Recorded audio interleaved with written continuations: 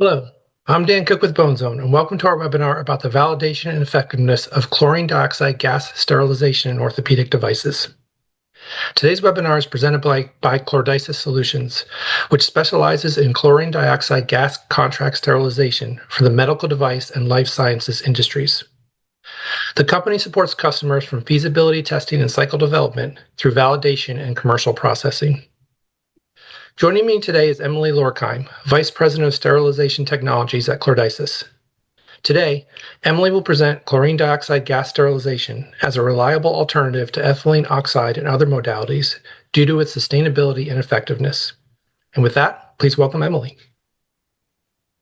Thank you, Dan. So a little bit about our company, ClorDiSys. We are the largest provider of chlorine dioxide gas sterilization in the industry. We were founded within Johnson & Johnson back in the early 90s. They developed how we generate the gas, but we've been our own force since 2001. And ever since, there's been a greater need for switching away from ethylene oxide and other sterilization modalities. People are realizing the importance of switching to chlorine dioxide and the benefits of it. So again, my name is Emily Lorkheim. I lead some of the regulatory groups in terms of switching away from the standard, I'll call them standard sterilization modalities, and going to some of the alternatives, including Kilmer modality group, AMI working groups, ASTM committees. We'll give some background on, again, our company to ClorDiSys, but some background on the sterilant itself. So it's been around for quite a while. Since 1811 is when it was first prepared by Sir Humphrey Davy. This was even before ethylene oxide. It's primarily, though, used in drinking water treatment as a bleaching agent in the pulp and paper industry. And then starting in the 80s, that's when people were using it for other applications in terms of medical devices, buildings even. 88 is when it was first registered with the EPA as a sterilant, and then ClorDiSys first registered our cartridge, which I'll discuss further, in 2004. What is chlorine dioxide? Now, if we were to look at a broom with gas in it that had a clear window, you would be able to see that the gas has a yellow-green color on it. So this color allows us to accurately monitor concentration with a UV-vis spectrophotometer. This is a much more controlled and monitored process than even ethylene oxide sterilization is. It's also water soluble. Not all sterilants are. This means we're not going to disassociate if there was, say, water in the chamber. It also has a boiling point of -40. This means it's a true gas. We're going to penetrate everywhere that you possibly can. Tiny cracks, crevices, small lumens, anything you name it. Vapors, on the other hand, would condense. They'd be hard to penetrate certain areas. Other benefits: non-carcinogenic, non-flammable, non-explosive at use concentrations. This is important for things if you're trying to sterilize embedded batteries. A lot of the alternative modalities are oxidizers. However, we're the most gentle oxidizer out there, and we're compatible with most materials. And something unique as compared to the other alternatives is that chlorine dioxide can also process cellulose material. This includes packaging such as cardboard, even unit carton packaging, instructions for use, any paper at all. Now, I'm not going to go into the details of this, but we can provide any studies that anybody requests after the fact. But there was a study, and it was found that chlorine dioxide is actually 1,075 times more potent than ethylene oxide under the same processing conditions. Reason why I'm sharing this is there are some questions on if chlorine dioxide is truly as effective as ethylene oxide, and the answer is yes. As I mentioned, it is a gas. It has a very tiny molecule size, 0.124 nanometers, meaning it can get into the tiniest of areas. In the middle of the screen, you see a scratch in stainless steel, so we're remarkably smaller than that. I did say we were registered with the EPA as a sterilant. This means it can eliminate any form of life. That's important too, that we are registered, because for a sterilization modality, you need to have that criteria. Our site, ClorDiSys, our site in New Jersey, is registered with the FDA as a contract sterilization facility. We have ISO 1345 certification. In terms of devices, we have devices through the FDA on the market. also CE marked devices in Europe. There's also pharmaceutical products that are through both EMA, which is the European Medicines Agency, FDA, and Health Canada. The cycle is very similar to ethylene oxide. However, primarily it occurs all within the chamber. We can have a step of preconditioning outside of the chamber if needed. However, most of the time it all occurs within this system. What we do first is we put the product in the chamber. We then initiate preconditioning. This is when we introduce humidity into the chamber until we reach our conditioning set point. And that set point is generally between 65 and 75% relative humidity. The humidity is needed with other gaseous sterilants as well. It allows the spore walls to open up and allow the sterilant to penetrate. The conditioning period is once we reach that RH set point, it then sits there for typically 60 to 90 minutes. Then we introduce the gas. So we generate our chlorine oxide on demand by taking a 2% chlorine gas cylinder, flowing it into our CD cartridges. That's what's the registered, EPA registered piece. And that makes the chlorine oxide gas. It goes into the chamber, and then we let that gas sit there until we reach our dosage set point. Then after that, we initiate aeration. This is where we're dramatically different from ethylene oxide. The aeration phase occurs within the chamber and is typically 30 minutes. So much, much, much less time than an ethylene oxide chamber. The other key part of this is that the entire process is at ambient temperature. We don't need to increase the temperature of the process in order to achieve lethality. Our cycles are generally 4 to 8 hours. And then we could also have differing pressure levels. So for a lot of packaging or tiny to reach areas, we'll typically want to pull vacuum. However, if needed for your product, we could also process at ambient pressure. This is just an explanation of how our chambers work. So we have smaller chambers all the way up to multi-pallet chambers. So for instance, this is our R&D chamber. This is ideal for just Tyvek wrapped packaging. So primary packaging, just simple, quick sterilization with that. You can also introduce unit cartons. And then we have this is our 1 pallet chamber. So again, we have up to 20 pallet chambers in development right now, but this is just a 1 pallet, for example. We can even process in corrugated shipper boxes if necessary. Very simple machinery here. You can see we have the chamber, gas generation cabinet, main control cabinet, steam generator, and then a pallet with our vacuum pumps and carbon scrubber. The gas goes through the carbon scrubber and then just pure air comes out of it. So it's no heavy equipment needed.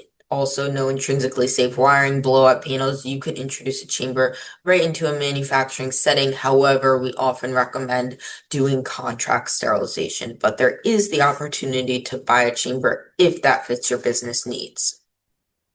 This is just a sample layout. And then we have the ability to have many different cycles. So that's something too with chlorine dioxide. We don't need to throw it into a way overextensive cycle like you would typically see with ethylene oxide. We can customize it to make sure you have an efficient process.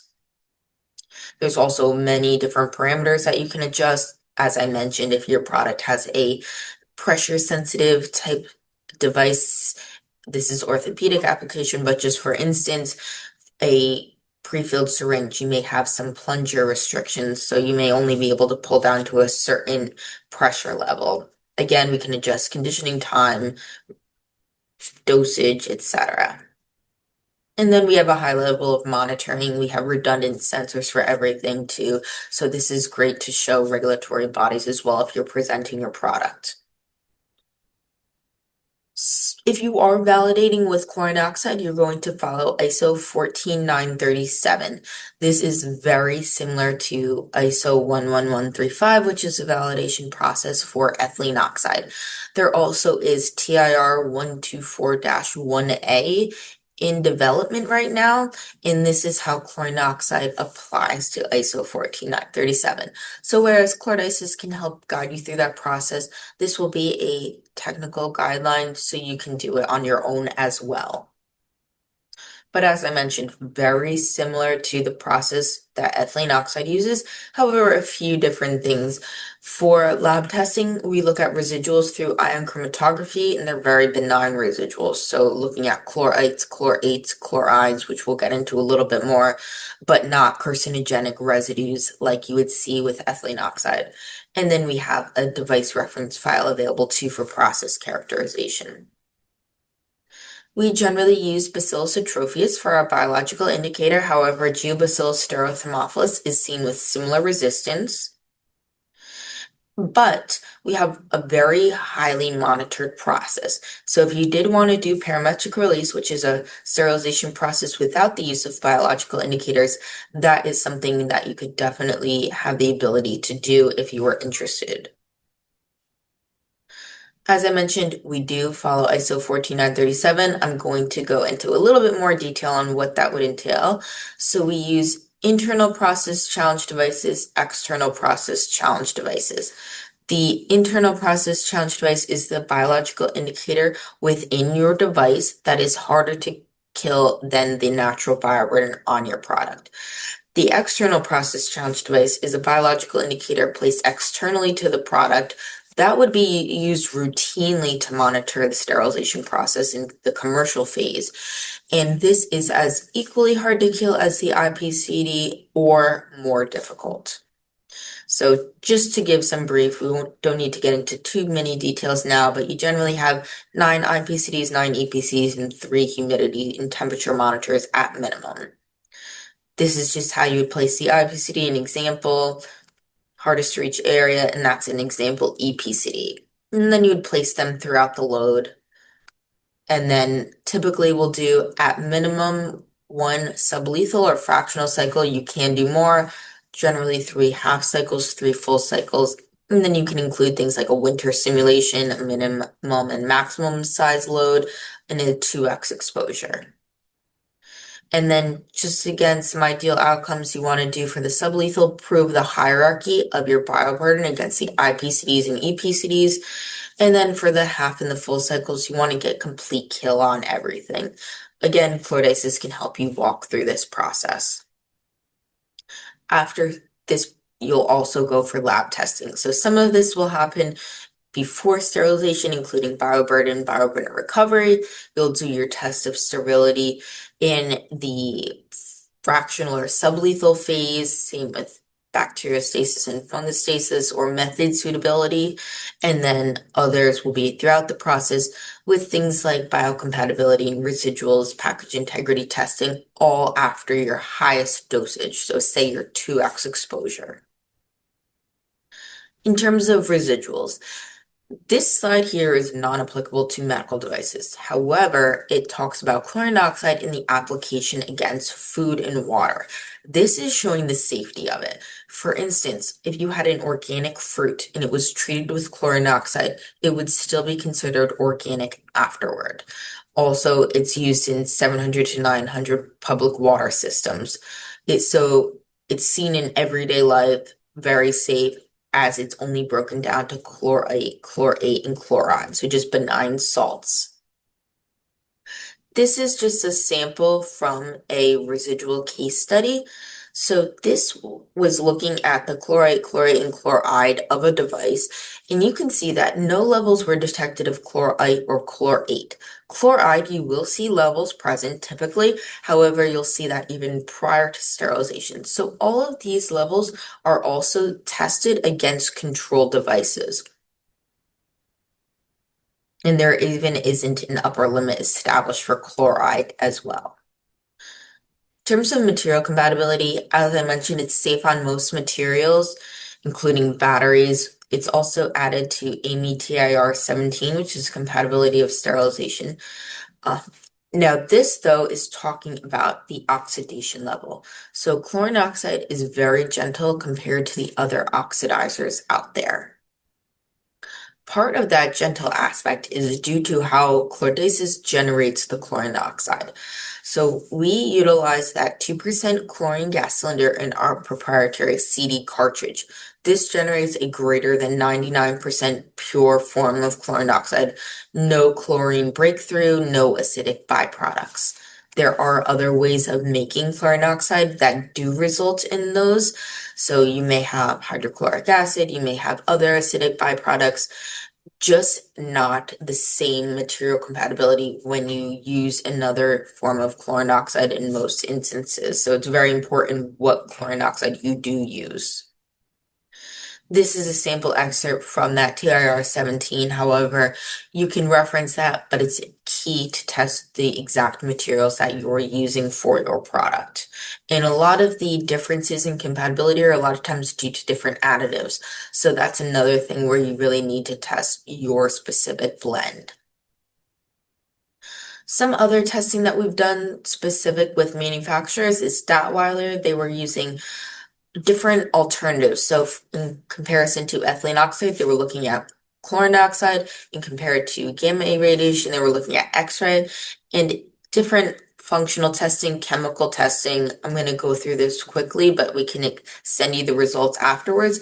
But the key takeaway is that the stoppers performed equally well or even slightly better after being subjected to chlorine dioxide as compared to gamma or ethylene oxide.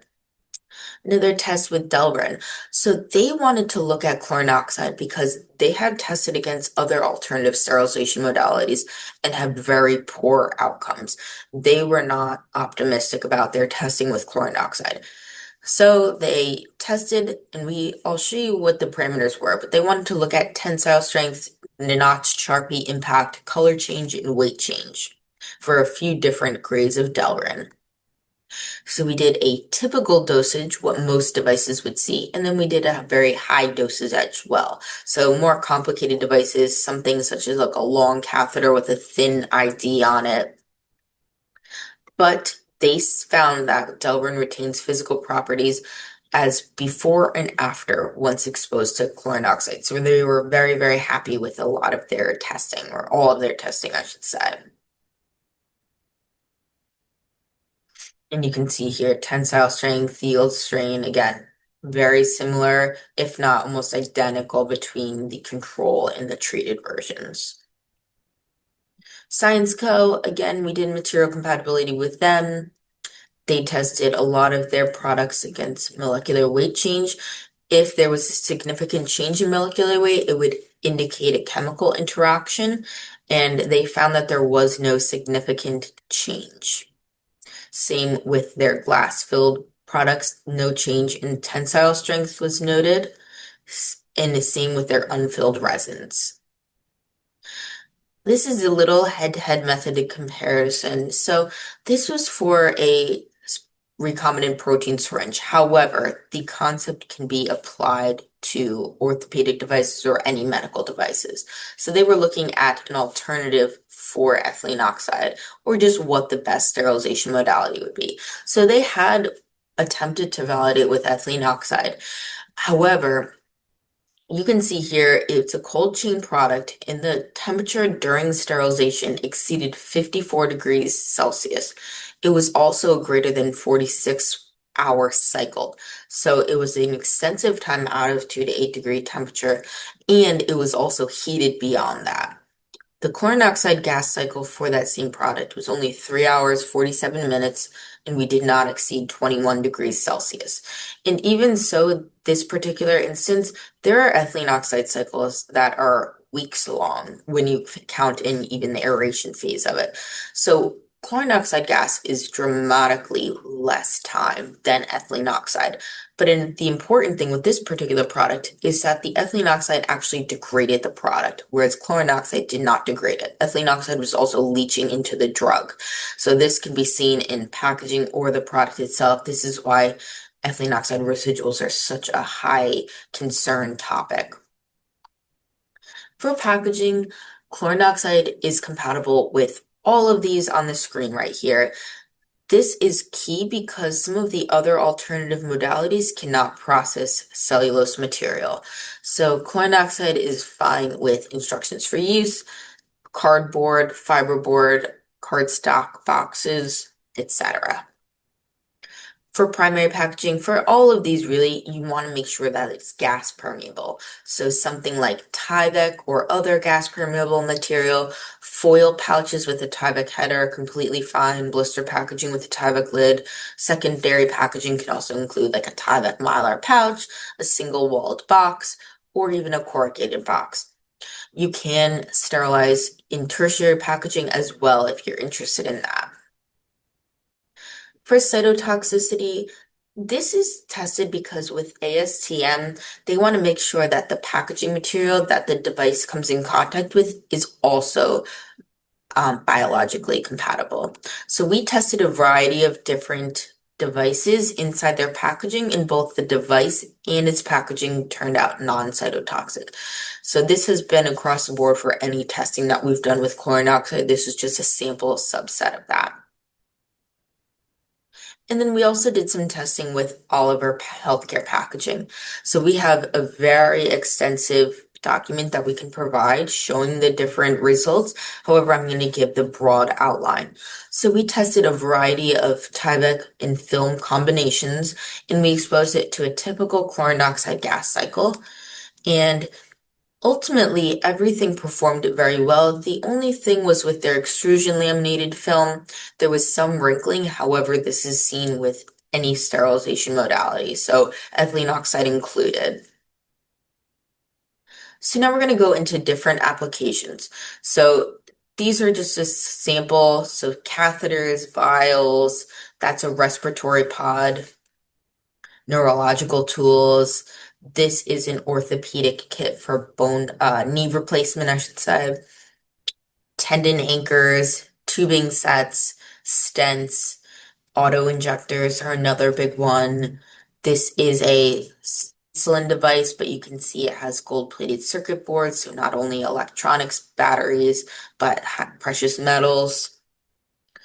Then we have, again, prefilled syringes, sensors, bone product that's still able to promote bone growth, tiny lumens. So just as an overview, some similarities to ethylene oxide are that it's a true gaseous sterilant, it's compatible with cellulosic materials, multi-pallet chambers are offered, it's capable of sterilizing complex devices and as well as large volumes. Some differences are that it's non-carcinogenic, non-explosive, fast cycle times, zero emissions, non-detectable, safe residues, and sterilizers can be brought in-house if needed. However, there are contract sterilizers in the United States as well as in Europe. So thank you very much. Again, my name is Emily Lorkheim, and that's my contact info if you need it. But I'm going to hand it over to Dan now. Thanks, Emily, for that great presentation and sharing your insights. We appreciate it. Just want to start off with some questions. You talked about the presence of residuals. Can maybe review that? We have a question about that from the audience, and talk about that again, and maybe compare it to ethylene oxide, just to recap what you talked about. Sure. So chlorine dioxide, when exposed to products or just in general, chlorine dioxide is going to break down first to chlorite and chlorate, and then those break down to chloride. Those are just benign salts. So what we'll do is that we'll, prior to sterilization, set aside a subset of samples that are going to be sent out for ion chromatography testing. Those are going to serve as controls. Then we're going to have samples processed with chlorine dioxide. Those are also sent out for ion chromatography. You'll look at the levels of chlorite, chlorate, and chloride for both sets. Generally, there's non-detectable levels of chlorite, chlorate. There's going to be small traces of chloride on both sets, the control and the sterilized samples. So we have levels established that other device manufacturers have used that we can present to you as well that have gone through the regulatory process. Now, this is very good because those are just benign salts. Ethylene oxide, you have generally carcinogenic residues. Also, the ethylene oxide leaches into products, so you're going to have continuous off-gassing too. So that's always a area of concern for manufacturers, is just limiting that residual level. We have another question about the potential need to perform sterilization validation over again versus ETO sterilization, and you need to change the technical file? So you would want to revalidate with chlorine dioxide or another novel sterilization modality. However, it's a very quick process and much more affordable than ethylene oxide. So you would just want to establish that with the process, and you would need to do that even if you were moving into a new ethylene oxide chamber, you'd have to revalidate. So we don't find it a heavy lift, and we walk you through the whole process. However, you would want to do that for your device. Another question is, do you have any data or thoughts on re-sterilization, pertaining to product integrity? So you would want to add that into your validation step is to do a 2x, so a double full cycle, or I've even spoken with manufacturers who do a 4x. That way you have in your validation that you could reprocess if necessary. Now, in terms of a hospital application where, say, with an autoclave at a hospital, we don't have those systems in place yet where you could reprocess things over and over and over again in that setting. However, for single-use devices, we can establish that level through the validation process. Specific question here. Can it be used for absorbable bone grafting packed in glass vials? So it would depend on the answer is I would presume yes. We'd obviously want to do testing, but we are good with absorbable products. We're also good with bone products. So I would assume that we would also be compatible with your device. However, with the glass vials, we would want to make sure that there was some way for the gas to penetrate through whatever the stopper was. So we're not going to be able to get through glass. So with something like that, you would need to find another sterilization modality. But if we were able to get in through the stopper, then I believe we would be compatible with that. Some great questions rolling in. Is CD compatible with materials like polyethylene and laser sintered nylon? Yes, so we are very good with polyethylene and most nylons we are good with. That one in particular, I'm not sure we have data that we could hand over to you, but we are more than happy to test that material out for you or any materials. Um, in relation to internal biological indicators, is that something that's needed for all production loads or just for validation? Just for validation. Yeah, once we get to production, you would only use that external process challenge device, and it scales up, like the quantity scales up whatever your chamber size is. But for instance, a one pallet capacity chamber, it would be 5 EPCDs. And can CD be mixed? Can it be run with mixed loads like EO can, or is it more It stringent? Like, can. okay. Yeah, so we would establish that through the validation process as well, but that is something you can definitely do. And how does auditing differ for this modality versus ETO? So we have been, in our experience, the FDA regulatory bodies in general, so your notified bodies, they have been very receptive and are seeking alternative sterilization modalities as opposed to ethylene oxide. So, knock on wood, we haven't had really any pushback on chlorine dioxide itself in terms of audits that we've been through. Can you talk about or dive maybe a little deeper into the difference in cycle lengths between CD and ethylene oxide, and what advantage does that provide in today's environment? Sure. So for an ethylene oxide cycle, you have your preconditioning phase, which is generally outside of the chamber, which can last many, many hours to even days. Then you go through your normal sterilization cycle, and then you have your aeration phase, which is often heated and can be days, even up to weeks in certain instances. So the chlorine dioxide cycle, again, is all ambient temperature, but our cycles are typically 4 to 8 hours. You may have some with longer time periods, but dramatically shorter. So the instance I showed earlier, that was a tenth of the time, and that was even a short ethylene oxide process. So this can cut down on your supply chain dramatically. And there's also certain things too where you don't need to monitor fugitive emissions with the chlorine dioxide gas cycle like you would with ethylene oxide, just a lot of other aspects with it that are just simpler and quicker. And you did also touch on this, but how do regulators view CD, and what practical advice do you have for navigating that pathway? Yeah, I think, like I said, regulators are very interested in finding alternative modalities. The key thing is just making sure, and this is with any sterilization modality, you have all of the data you need for validation present and that you can offer it in a clear manner. So we have all the aspects to comply with ISO 14937. We do pull some data from ISO 11135, but so far regulators are very satisfied with what we give them. Question is from the attendees is what is the difference in molecular size between ETO and CD? So the molecular size is very comparable.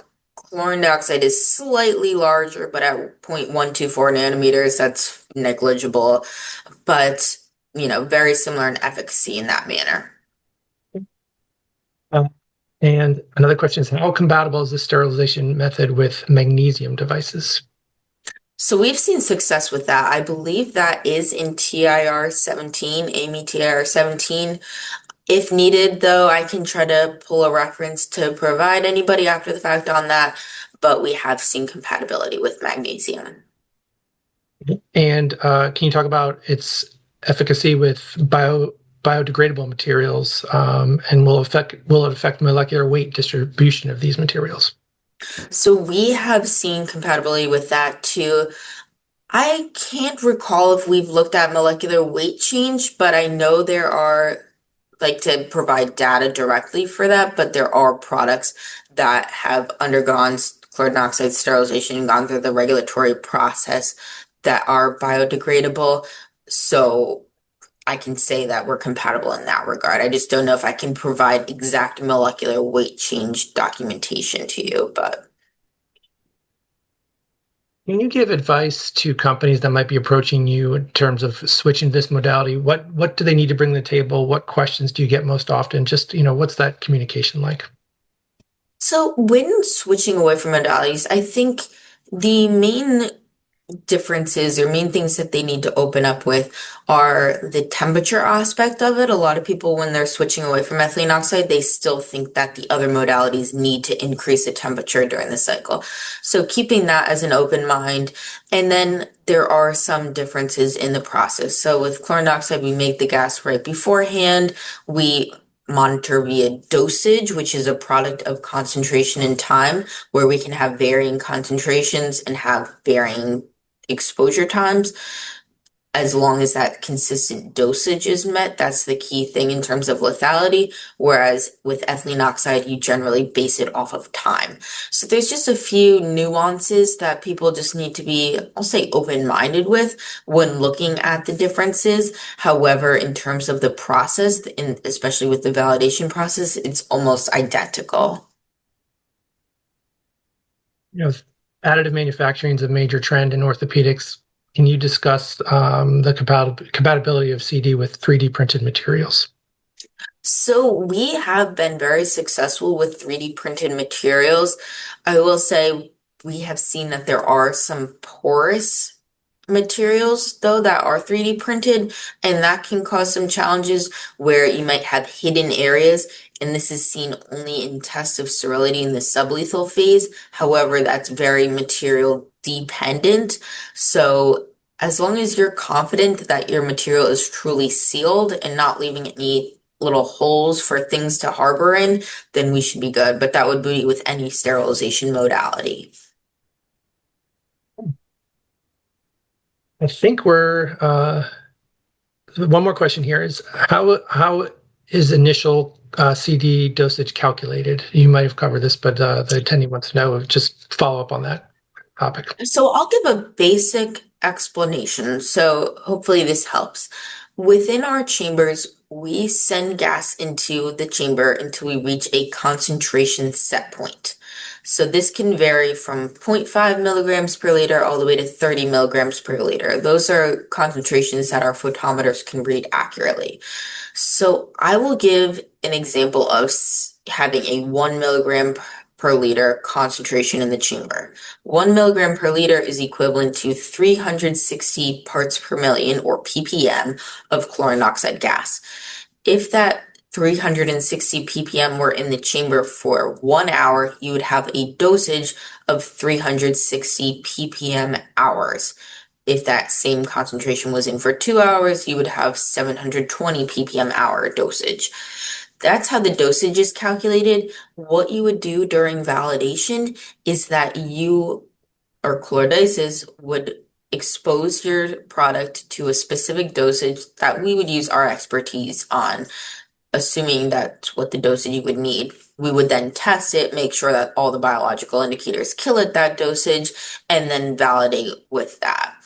So the dosage needed, I should say, depends on the product's complexity. So if you had something very simple, say just a simple bottle, that would require a much lower dosage than if you were trying to sterilize something with a lot of tubing, tiny little lumen sizes, or something super long, say a meter long catheter. That would require higher dosage because it's a little bit more challenging for the gas to penetrate the most difficult to reach area. So hopefully that helps, but we can always explain more on a separate call or further. Sure. Actually, there's a few more questions I'd like to get to. What is the cadence for reevaluating this modality? Generally, people do it, and that's also manufacturer specification, so we would follow your guidance, but generally every other year is what people typically do. And have you performed any sustainability assessment as compared to ETO? We have done a lot of sustainability aspects. I mean, the main thing is that it's a lot less energy intensive. It's non-carcinogenic, so that's a huge factor, non-explosive. So those are just a few things on sustainability. Also, the supply chain is much simpler, so that also is a big thing. And last one is reaction with stainless steel in the chamber. How does the gas affect that? So chlorine dioxide is very compatible with stainless steel. Our chambers themselves are 316 stainless steel. The only issues we ever see are if a manufacturer does not properly clean their stainless steel. So if there's ferrous residuals from the manufacturing process still on the stainless steel, you will see a reaction there. However, it's important, just with any sterilization modality, to properly clean the device prior to it going to terminal sterilization. Great. We'll leave it there. Thank you, Emily, again for a great Thank you, presentation and everybody. discussion. We appreciate you sharing your perspective and expertise. I also want to thank the attendees. This webinar will be posted live or will be posted for review on bonezonepub.com, and you'll receive an email when it's available to watch. And with that, I hope everyone has a great day. Thank you so much. Bye.